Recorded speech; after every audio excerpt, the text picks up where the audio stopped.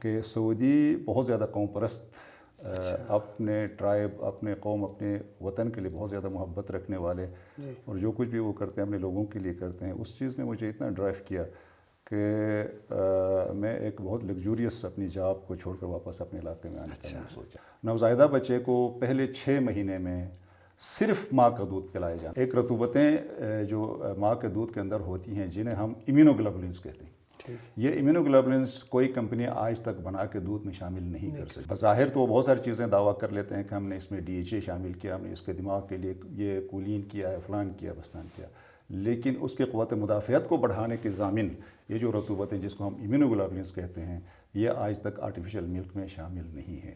پہلے 6 مہینے ماں کا دودھ، اس کا نعم البدل کوئی بھی نہیں، اور 6 مہینے کے دوران میں ماں کے دودھ کے علاوہ کوئی پانی، کوئی خوراک، کوئی کچھ نہیں، کچھ دینے کی ضرورت بھی نہیں، کچھ بھی دینے کی ضرورت. ٹھیک ہے.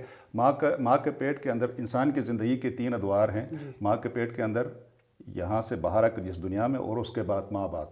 ٹھیک ہے. یہ 3 ہماری زندگیاں ہیں جو ہم بلیو کرتے ہیں. تو جو پہلی ہماری زندگی ہے ماں کے پیٹ کے اندر وہ بہت صاف ستھری ہے.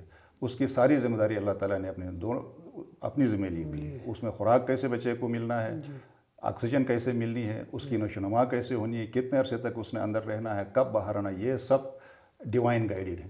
سردیوں کا جو موسم دیکھا ہے یہ بچوں کے لیے بہت ناموافق ہے. اس موسم میں چونکہ اس کی ناموافق ہونے کی وجوہات ہیں، اس کی وجوہات یہ ہے کہ ہمارے یہاں پر سردی ہے اور ساتھ ہوا خشک. اب اس سے بچنے کے جیسے میں نے آپ کو اس کی وجہ بتائی کہ ہوا میں نمی کم ہے، تو جب آپ اپنے گھر میں ہیٹر کا استعمال کر لیتے ہیں، آگ کا چولہا جلا لیتے ہیں یا لکڑی جلا لیتے ہیں، تو انگیٹھی کے اوپر پانی کا کوئی ایسا برتن رکھے جس میں سے مستقل بھاپ نکل کر کمرے کو مناسب رکھے. تو ٹاپ پہ دیامر کا ضلع ہے اور اس کے بعد غزر ہیں جو بچوں کو اجازت دے دیتے ہیں باہر جا کر ایسی چیزیں کھائیں جو اس کی صحت کے لیے مناسب نہیں ہیں. میں ان کو نام لے لوں تو پاپڑ نام کی ایک مصیبت آج کل مارکیٹ میں آئی ہوئی ہے. تقریباً ہر ایک سکول گوئنگ بچہ ہو یا گھر میں جو باہر جا سکتا ہے اس کے پاس پیسے 10 روپے کہیں سے بھی مل جائے وہ جا کر یہ پاپڑ خرید لیتا ہے. السلام علیکم ناظرین، آپ دیکھ رہے ہیں ڈیلی K2 اور میں ہوں عبد الرحمن بخاری. گلگت بلتستان میں لاکھوں بچے جو ہیں وہ موجود ہیں، اور دیکھنے میں یہ آتا ہے کہ جب بھی موسم بدلتا ہے تو بچے مختلف قسم کی بیماریوں کا شکار ہوتے ہیں. گلگت بلتستان میں بچوں کو کس طرح کی خوراک دی جانی چاہیے اور ان کی دیکھ بھال کس طرح سے کی جانی چاہیے، کیونکہ یہی بچے قوم کا مستقبل ہیں. اس پر آج ہمارے ساتھ بات کرنے کے لیے موجود ہیں ڈاکٹر گلسمبر صاحب جو کہ ماہر امراض اطفال ہیں. ان سے ہم بات کریں گے. ڈاکٹر صاحب آپ کا بہت بہت شکریہ کہ آج آپ یہاں تشریف لائے ہیں. ڈاکٹر صاحب سب سے پہلے تو آپ ہمیں یہ بتائیے گا کہ آپ نے کہاں سے پڑھا اور کہاں کہاں آپ نے خدمات سر انجام دی ہیں. بسم اللہ الرحمن الرحیم.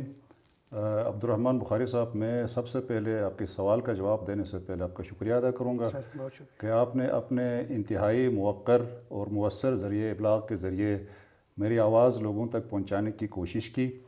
اور یہ اس لیے بھی ضروری ہے کہ جیسے آپ نے فرمایا کہ موسم یہاں گلگت بلتستان کا بدل رہا ہے، اس بدلتے موسم میں بچے مختلف بیماریوں کا شکار ہوتے ہیں. اس کے لیے ہمیں کیسی تیاری کرنی چاہیے اور ان کی خوراک اور تغذیے کا ہمیں کیسے خیال رکھنا چاہیے، تو تاکہ میری یہ آواز بھی لوگوں تک پہنچ جائے. میں آپ کا شکریہ ادا کر لیتا ہوں.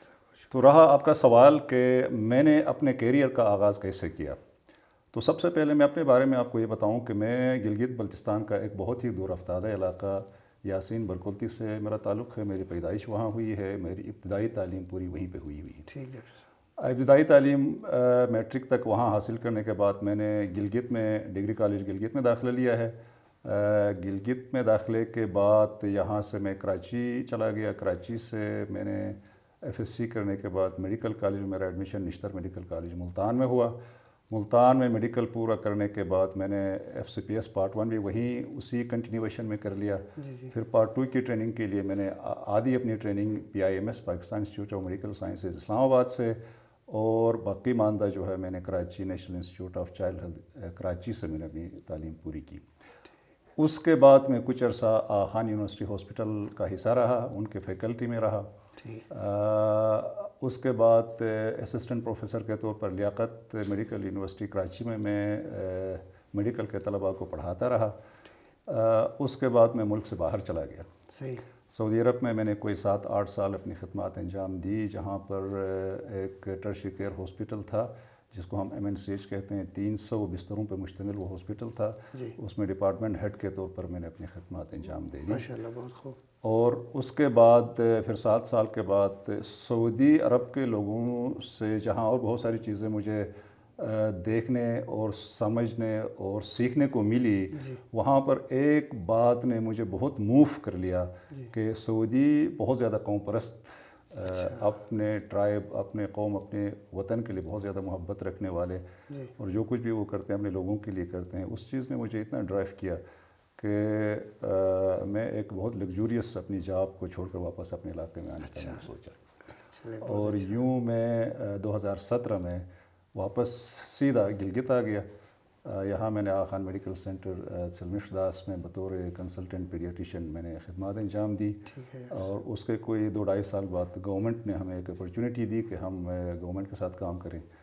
تو ابھی آپ گورنمنٹ جاب میں ابھی گورنمنٹ میں as a senior consultant provincial headquarter hospital Gilgit میں اپنی خدمات انجام دے رہا ہوں. اور بہت زبردست ڈاکٹر صاحب، ہمیں خوشی اس بات کی ہے کہ آپ بیرون ملک سے واپس آئے اور آج آپ اپنے علاقے کے لوگوں کی خدمت کر رہے ہیں. ڈاکٹر صاحب، گلگت بلتستان میں جو نوزائیدہ بچے ہیں اور جو 16 سال تک کے جو بچے ہوتے ہیں، ان کو جو خوراک دی جاتی ہے، کیسا دیکھ رہے ہیں آپ کہ کیا بالکل درست سمت میں ہم جا رہے ہیں؟ بخاری صاحب، یہ انتہائی اہمیت کا حامل سوال ہے آپ کا. اس کا جواب دینا ایک سیشن میں شاید آسان نہیں ہوگا. یہ اتنا بنیادی سوال ہے کہ اس پہ پورے بچوں کے آنے والی زندگی کا انحصار ہوتا ہے. اگر آپ فاؤنڈیشن سٹون کو بہتر طریقے سے رکھ لیتے ہیں تو عمارت بہت مضبوط بھی ہوتی ہے، خوبصورت بھی ہوتی ہے، اس میں ٹیڑھا پن کہیں نہیں آتا. بالکل ایسا ہی. لیکن چونکہ اگر آپ کا فاؤنڈیشن سٹون ہی ٹھیک نہ رکھا ہو تو پھر نہ ہی عمارت ٹھیک بنے گی، نہ اس میں رہنے کا آپ کو مزہ آ جائے گا. تو بالکل اس کی مثال ہے کہ بچوں کی غذا، اب بچوں کی عمروں کو ہم مختلف ادوار میں تقسیم کرتے ہیں. مثلا پہلا دور یہ ہے کہ نوزائیدہ بچے. نوزائیدہ بچے جو ابھی پیدا ہوئے ہوتے ہیں ان کے خوراک کے طریقہ کار مختلف ہوتے ہیں، اور جو تھوڑے سے بڑے ہوتے ہیں ان کے خوراک کا طریقہ مختلف ہوتا ہے. یہ ہر گھر میں ہر ماں کو، ہر باپ کو پتہ ہونا چاہیے. لیکن انفارچونیٹلی کہیں پتہ ہونے کے باوجود یا کہیں پتہ نہ ہونے کی وجہ سے یہ پریکٹسز ہمارے یہاں پر ٹھیک طریقے سے نہیں ہو پا رہی. مثال کے طور پر نوزائیدہ بچے کو پہلے 6 مہینے میں صرف ماں کا دودھ پلایا جانا چاہیے، بالکل، اس کے علاوہ کوئی چیز نہیں. اب پوری دنیا میں یہ کمپین چل رہا ہے کہ بچے کے لیے، بچے کا حق ہے یہ کہ اس کی ماں کا دودھ اس کو ملنا چاہیے. تو کیا ہمیں یہاں پر یہ سوچنا ہے کیا ہم بچے کو اس حق سے کہیں محروم تو نہیں کر رہے ہیں؟ ٹھیک ہے. اب یہ کیوں یہ حق ضروری ہے؟ بچے کو صرف ماں کا دودھ کیوں پلایا جانا ضروری ہے؟ یہ سمجھنے کی اور سوچنے کی بات ہے. جو چیز اللہ تعالیٰ کی بنائی ہوئی ہے اس کا انسان مقابلہ نہیں کر سکتا.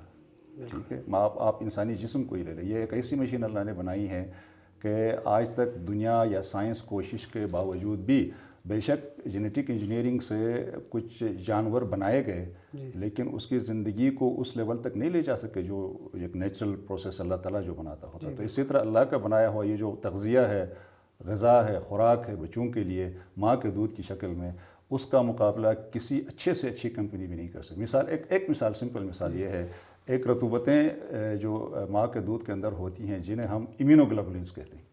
یہ امیونوگلوبولنس کوئی کمپنی آج تک بنا کے دودھ میں شامل نہیں کر سکتی.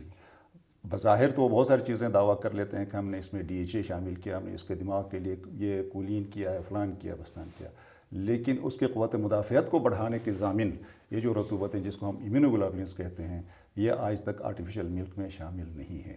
تو آج کل دنیا میں بالخصوص اس بات پہ زیادہ زور دیا جاتا ہے کہ جیسے بچہ پیدا ہوتا ہے اس کے پہلے گھنٹے میں ہی ماں کا دودھ اس کو پلایا جانا چاہیے.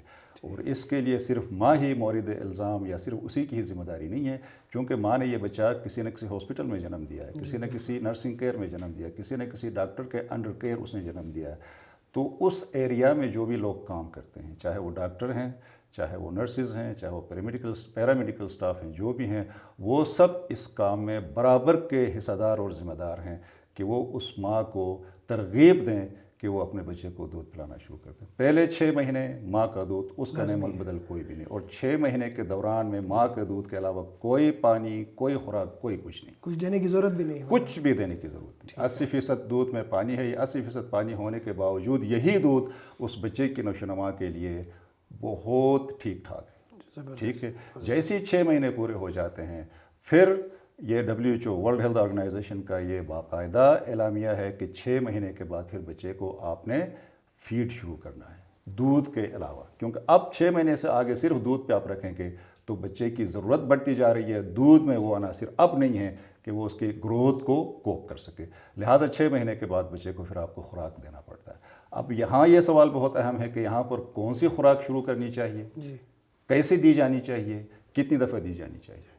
اس معاملے میں ہمارے یہاں پر میں اکثر جو اپنی پریکٹس میں ہاسپٹل میں یا پرائیویٹ جو میں پریکٹس کرتا ہوں اس میں دیکھ لیتا ہوں کہ ہمارے علاقے کے جو مائیں ہیں، بہنیں ہیں، بیٹیاں ہیں، وہ اس نازک مسئلوں کو نہیں سمجھ پا رہی ہیں کہ بچے کو خوراک کیا دینا چاہیے، کب دینا چاہیے اور کتنا دینا چاہیے۔ یہ چیزیں بہت لیکنگ ہیں۔ تو جو آپ نے سوال کیا تھا کہ غذا کیسے ملنی چاہیے، تو غذا کا یہی طریقہ ہے کہ پہلے 6 مہینے میں بالکل ایکسکلوزیو بریسٹ فیڈنگ، اور 6 مہینے کے بعد بچے کو نرم غذائیں شروع کرنی چاہیے، اور وہ نرم غذائیں دن میں 4 سے 5 یا 6 دفعہ، بلکہ کتاب ہماری کہتی ہے کہ ایک دن میں 8 دفعہ تک کم دے دیں، بار بار دے دیں، کم دے دیں بار، تاکہ اس کی آہستہ آہستہ دودھ کے اوپر کی جو انحصار ہے وہ کم ہوتا چلا جائے اور اس کا جسم مضبوط ہوتا چلا جائے۔ وہ چاہیں تو کسی ڈاکٹر سے مشورہ کر کے بچوں کی خوراک کا تعین کیا جا سکتا ہے، بالکل ڈاکٹر سے کر سکتے ہیں، لیکٹیشن نرس ہوتی ہیں، نیوٹریشنسٹ ہوتے ہیں، ٹھیک ہے، نیوٹریشن کے ڈپارٹمنٹس ہر ہاسپٹل کے ساتھ کام کر رہے ہیں، کسی جگہ سے بھی یہ معلومات حاصل کر سکتے ہیں۔ اچھا ڈاکٹر صاحب، ہم دیکھنے میں آتا ہے کہ جب کسی ہاسپٹل میں جاتے ہیں تو مختلف ڈاکٹروں کے جو کلینکس ہیں ان کے باہر جو رش ہوتا ہے وہ سب سے زیادہ بچوں کے جو ڈاکٹرز ہوتے ہیں ان کے باہر، ان کے کلینکس کے باہر ہمیں رش دیکھنے کو ملتا ہے۔ تو اس کی کیا وجہ ہے؟ گلگت بلتستان میں بچے کچھ زیادہ بیمار ہوتے ہوئے نظر آتے ہیں۔ جی بالکل صحیح فرمایا آپ نے۔ اس کی وجوہات یہ ہیں، بالخصوص آپ دیکھیں کہ بچے جب ماں کے پیٹ سے باہر نکل آتے ہیں تو وہ بالکل شیشے کی طرح صاف ستھرے ہوتے ہیں، بالکل ٹھیک ہے۔ شیشے کی طرح صاف ستھرے ہونے کا مطلب میں آپ کو اس کو دوسرے لفظوں میں یہ کہوں کہ ان کے اندر قوت مدافعت بالکل بھی نہیں ہوتی، ٹھیک ہے۔ ماں کے پیٹ کے اندر انسان کی زندگی کے 3 ادوار ہیں۔ ماں کے پیٹ کے اندر یہاں سے باہر آ کر جس دنیا میں، اور اس کے بعد ماں باپ، ٹھیک ہے، یہ 3 ہماری زندگیاں ہیں جو ہم بلیو کرتے ہیں۔ تو جو پہلی ہماری زندگی ہے ماں کے پیٹ کے اندر، وہ بہت صاف ستھری ہے، اس کی ساری ذمہ داری اللہ تعالیٰ نے اپنی ذمہ لی ہوئی ہے۔ اس میں خوراک کیسے بچے کو ملنا ہے، آکسیجن کیسے ملنی ہے، اس کی نشو و نما کیسے ہونی ہے، کتنے عرصے تک اس نے اندر رہنا ہے، کب باہر آنا، یہ سب ڈیوائن گائیڈڈ ہے، ٹھیک ہو گیا، یہ اللہ تعالیٰ کی مرضی۔ تو وہاں سب کچھ پروٹیکٹڈ ہے۔ جیسے وہ باہر ہمارے ماحول میں آتا ہے، اور یہ آپ اچھی طرح جانتے ہیں ہمارا ماحول آلودہ ہے، بالکل ٹھیک ہے، اس میں جراثیم، وائرسز بھی ہیں، اس میں بیکٹیریا بھی ہے، اس میں فنگائی بھی ہے، اس میں ہمارے خوراک کی آلودگی بھی ہے، اس میں ہوا کی آلودگی بھی ہے، اس میں پانی کی آلودگی بھی ہے، تمام ہماری چیزیں آلودہ ہیں اس ماحول کے مقابلے میں جہاں ماں کے پیٹ کے اندر بچے کو اللہ تعالیٰ نے دی تھی۔ تو اب جب اس ماحول میں جب آتا ہے بچہ تو ظاہر ہے اس کے جسم کے اندر کچھ نہ کچھ ریئیکشن تو ہونا ہے، ٹھیک ہے۔ اگر وائرس چلا گیا تو بخار آ جائے گا، بیمار ہو جائے گا، اگر کسی خوراک ٹھیک طریقے سے اس کو نہیں ملا، اس کو الرجیز ہو جائیں گی، ڈائریا ہو جائے گا۔ تو اس طرح بچے کو ایڈجسٹ ہونے میں ٹائم لگتا ہے، اس کی امیونٹی، قوت مدافعت ڈیولپ ہونے میں کم سے کم 2-2.5 سال لگتے ہیں۔ تو ان پہلے 3 سالوں میں بچے کو یہ مسائل ہوتے ہیں، اور ان مسائل میں اس نے لامحالہ کلینک میں جانا ہوتا ہے، اسی لیے آپ کو کلینکوں کے باہر رش نظر آتا ہے۔ ڈاکٹر صاحب، موسم بدل رہا ہے، سردیوں کا موسم ہمارے یہاں شروع ہو رہا ہے، تو آپ کیا تجویز کریں گے ماؤں کو کہ وہ بچوں کی صحت کا کس طرح سے خیال رکھیں کہ وہ بیمار نہ ہوں؟ بالکل، ہم نے یہاں پر یہ دیکھا ہے، بلکہ جیسے میں نے اپنے انٹروڈکشن میں بھی آپ کے توسط سے یہ بات کہہ دی تھی کہ سعودی عرب تک میں کام کر کے آیا ہوں، کراچی میں بھی میں نے کام کیا، اسلام آباد میں بھی کام کیا، تو جتنا میں نے یہاں پہ گلگت بلتستان میں سردیوں کا جو موسم دیکھا ہے یہ بچوں کے لیے بہت ناموافق ہے۔ اس موسم میں چونکہ اس کی ناموافق ہونے کی وجوہات ہیں، اس کی وجوہات یہ ہے کہ ہمارے یہاں پر سردی ہے اور ساتھ ہوا خشک ہے، ہوا میں نمی کا تناسب دوسرے علاقوں کی نسبت بہت کم ہے، اور سردیوں میں اگر آپ دیکھیں تو اس سردی سے بچنے کے لیے ہم اپنے آپ کو گرم کرنے کے لیے مختلف ذرائع استعمال کر لیتے ہیں. مثلا ہم لکڑی جلا لیتے ہیں, مثلا ہم الیکٹرک ہیٹر استعمال کر لیتے ہیں یا گیس کا ہیٹر استعمال کر لیتے ہیں. جب یہ سارے سہولیات کا ہم استعمال کرتے ہیں تو یہ سب کے سب ماحول کے اندر یا آپ کے کمرے کے اندر جو تھوڑی بہت نمی تھی اس کو مزید کم کر دیتا ہے. اس سے بالکل خشک ہوا بچے کو ملتی ہے. جب بالکل خشک ہوا ملتی ہے تو وہ اس کے سانس کی نالی کو اور زیادہ خشک کر دیتا ہے. جب سانس کی نالی زیادہ خشک ہو جاتی ہے تو اس کو کھانسی اور جس کو ہم دوسرے لفظوں میں الرجیز کہتے ہیں, وائرس کا اٹیک بھی جلدی ہو جاتا ہے. الرجیز بہت زیادہ بچوں کو متاثر کر لیتی ہیں اور یہ ہوا اس کے لیے ناموافق ہوتی ہے, وہ کھانسی اور اس طرح نزلہ زکام کی بیماریوں کا شکار رہتا ہے. اب اس سے بچنے کے لیے جیسے میں نے آپ کو اس کی وجہ بتائی کہ ہوا میں نمی کم ہے, تو جب آپ اپنے گھر میں ہیٹر کا استعمال کر لیتے ہیں, آگ کا چولہا جلا لیتے ہیں یا لکڑی جلا لیتے ہیں, تو انگیٹھی کے اوپر پانی کا کوئی ایسا برتن رکھے جس میں سے مستقل بھاپ نکل کر کمرے کو مناسب رکھے, تو نمی پیدا ہو. اس طرح سے بچے ٹھیک رہیں گے. آپ گرم مائع جات کا استعمال کریں, سوپ کا استعمال کریں, قہوہ پلائیں, ٹھیک ہے, چائے پلائیں, یہ چیزیں آپ استعمال کریں تو بچہ جو ہے اس موسم کے ساتھ مقابلہ کرنے کی صلاحیت رکھے گا اور اچھی خوراک دے دیں. دوسری چیز یہاں پر میں نے جو دیکھا ہے, میں اگر آپ کو ضلعوں کے نام لے لوں تو ٹاپ پہ دیامر کا ضلع ہے اور اس کے بعد غزر ہیں جو بچوں کو اجازت دے دیتے ہیں باہر جا کر ایسی چیزیں کھائیں جو اس کی صحت کے لیے مناسب نہیں ہیں. میں ان کو نام لے لوں تو پاپڑ نام کی ایک مصیبت آج کل مارکیٹ میں آئی ہوئی ہے. تقریباً ہر ایک سکول گوئنگ بچہ ہو یا گھر میں جو باہر جا سکتا ہے, اس کے پاس پیسے 10 روپے کہیں سے بھی مل جائے, وہ جا کر یہ پاپڑ خرید لیتا ہے. یہ زہریلا مواد بچے کی نہ صرف صحت کو اوورآل خراب کر لیتا ہے بلکہ اس کے الرجیز کو بھی مہمیز کر دیتا ہے اور اس کے سانس کا نظام تنفس کا سسٹم بھی بہت اس سے متاثر ہو جاتا ہے. تو چاہیے ماں باپ کو کہ ان کو گھر کے اندر بہتر, جیسے میں نے گزارش کی اس طرح ان کو رکھیں, اور باہر جب جائیں تو بچوں کے اوپر سکول کے ٹیچر سے لے کر ماں باپ سے لے کر ڈاکٹروں تک یہ نظر رکھیں, تنقید کریں, تاکید کریں کہ وہ یہ پاپڑ, یہ مسالے والی چیزیں, یہ ان چیزوں سے بہت زیادہ احتیاط کی ضرورت ہے. یہ جتنے بھی جنک فوڈ یا جنک آئٹم جو بچے آج کل بے تحاشا استعمال کرتے ہیں, میں نے آپ کو بتا دیا کہ غزر اور دیامر اس میں ٹاپ پہ ہیں. واقعی میں بھی ہے زیادہ لیکن اتنا نہیں جتنا ان 2 ڈسٹرکٹس میں ہیں. تو لہٰذا میں آپ کے توسط سے آپ کے اس موقر معتبر ذریعہ ابلاغ کے ذریعے لوگوں تک یہ ریکویسٹ کرنے کی کوشش کروں گا کہ وہ اپنے بچوں کو ان معاملات میں بہت زیادہ نظر رکھیں اور ان کا خیال رکھیں. ڈاکٹر صاحب بہت بہت شکریہ, آپ نے ہمیں ٹائم دیا. اب ناظرین, آپ نے ڈاکٹر صاحب کی گفتگو سنی. بلا شبہ گلگت بلتستان میں بچوں کو بہتر خوراک دینے کی ضرورت ہے اور اس حوالے سے والدین کی بھی ذمہ داری بنتی ہے کہ وہ کسی نیوٹریشن سے, ڈاکٹر سے مشاورت کرنے کے بعد اپنے بچوں کو مناسب خوراک کی فراہمی کو یقینی بنائیں. اور اس کے ساتھ ساتھ جیسے سردیوں کا موسم شروع ہو رہا ہے تو بچوں کی دیکھ بھال پر توجہ دی جائے تاکہ انہیں ہسپتالوں کا رخ اختیار نہ کرنا پڑے. ویسے بھی گلگت بلتستان کے ہسپتالوں میں سہولیات کا فقدان ہے, تو ایسے میں بچوں کی بیماری جو ہے وہ ان کے لیے بہت زیادہ مسائل کا باعث بن سکتی ہے. اپنے میزبان عبدالرحمن بخاری کو اجازت دیجیے. اللہ حافظ.